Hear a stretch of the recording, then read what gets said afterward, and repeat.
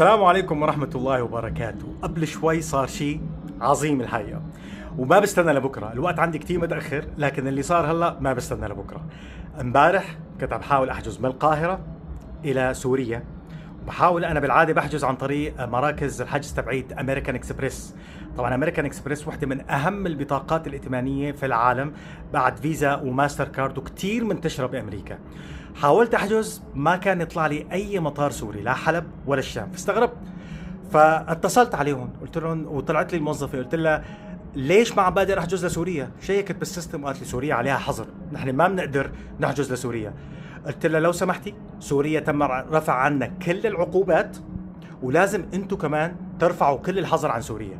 قالت لي هذا الموضوع اكبر مني بكتير، انا ما بقدر اعمل شيء.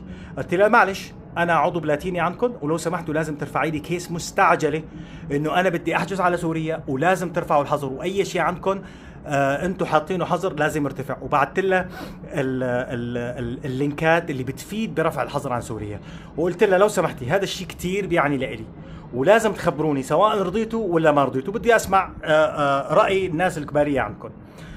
هلا قبل شوي من 10 دقائق لا انتبهت انه هي متصله علي وتركت لي رساله صوتيه بانه الف مبروك، القياده عنا في امريكان اكسبريس قررت ترفع الحظر عن سوريا، وهلا بامكانك انك تحجز عن طريق مراكز حجز امريكان اكسبريس لسوريا.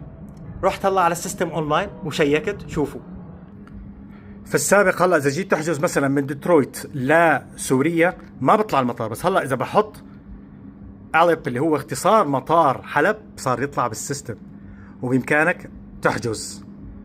شوفوا شلون سيرش صار هلا سوريا. هذا الموضوع هلا صار، هلا بلغتني قبل شوي. امبارح ما كان بامكاني اعمل هذا الموضوع. شوفوا شلون هلا حتطلع لي الطيران.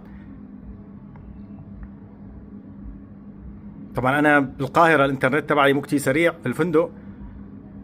والف الف مبروك، امريكان اكسبريس صارت في سوريا، وهي هديتي لسوريا. كنت دائما عم بقول انه لما بدي اروح على سوريا بدي اجيب هديه معي، مثل الواحد لما بيطول الغيبه لازم يجيب الغنايم، وهي هديه انا عملتها بايدي بشكل شخصي، وراح احط لكم الرساله الصوتيه اللي حطت لي اياها هلا، وفيها حتى معلومات عن بعض الخطوط الطيران اللي ما راح يسمحوا فيها.